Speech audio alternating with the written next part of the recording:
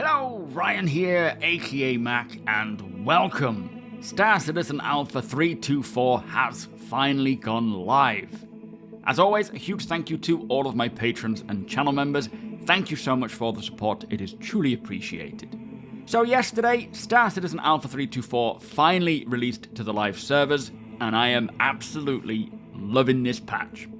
Now, before we begin, the TOBII Eye Tracker 5 is still at 20% off, and if you are interested in picking one up, using the link in the description will take you to that deal, plus any purchase made will provide me with a direct kickback, helping to support my channel. And a big thank you to all of you who have done so far, it is very much appreciated.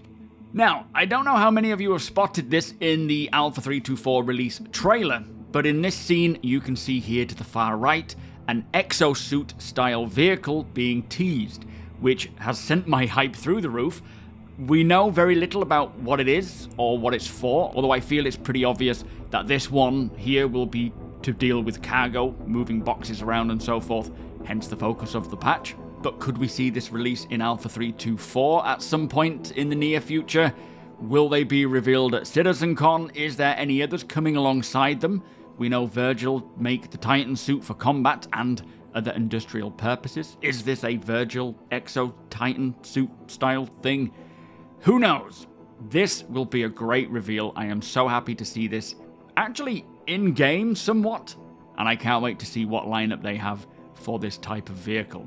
Anyway, with that out of the way, this new 324 patch brings with it personal and instance hangars, hangar decorations, new item banks, hundreds of cargo hauling missions and progression, and freight elevators. There are tractor beam adjustments for both the multi-tool and max lift tractor beam, which, after getting used to it, it does drastically help to control when moving boxes around, not whacking into things.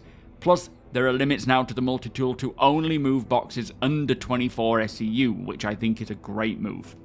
You also have a choice of box size when buying commodities to help suit the ship that you have, as well as an auto-loading option for a bit of a UEC cost.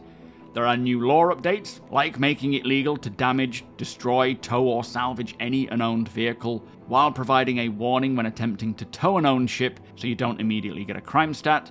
There is also a new keybind to carry your weapon or tool lowered, which is Alt and R by default. Been waiting for that for years.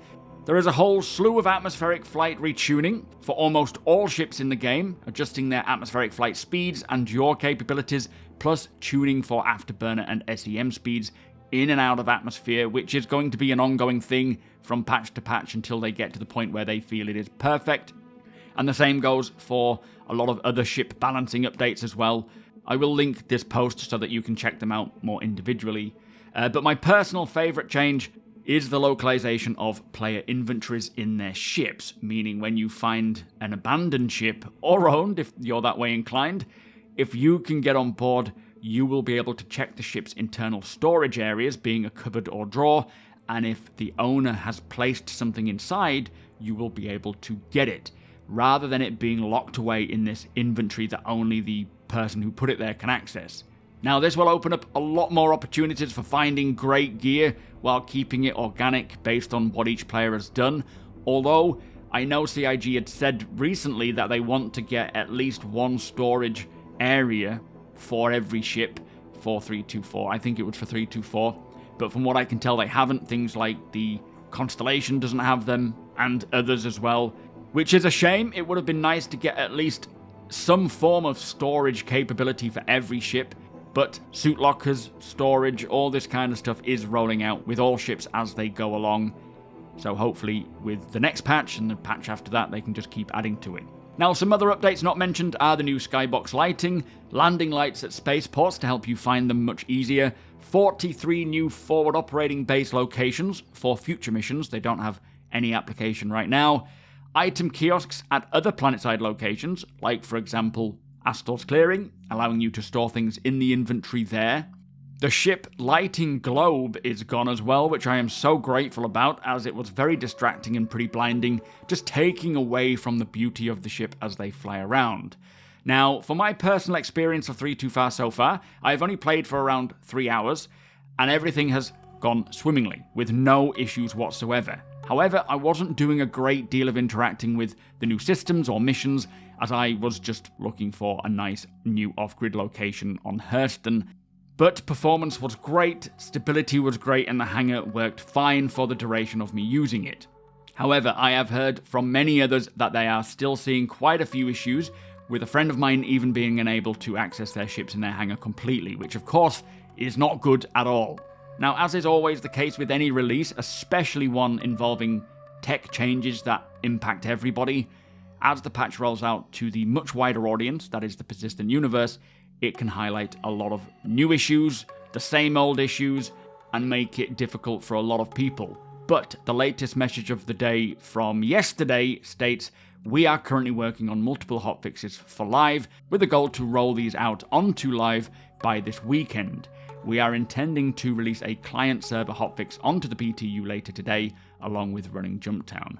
So they are beavering away, trying to fix these issues and bugs, and hopefully with this next patch, those suffering from these issues, stopping them from playing the game, can get them rectified, and you can get back to playing again. As it is never fun when you cannot play and you are dying to get in. Now, as mentioned, I will be searching for a new spot to start my off-grid Zero to Hero series. I think I'll be basing myself on the planet Hurston for this one, and see what I can find there. I will still be doing off-grid videos at Microtech on my main account, but my plan is to get out there and just loot what I can, selling what I can and paying my way for further adventures, but keeping what I find of interest and displaying it in my small hangar, seeing that collection build up as time goes on.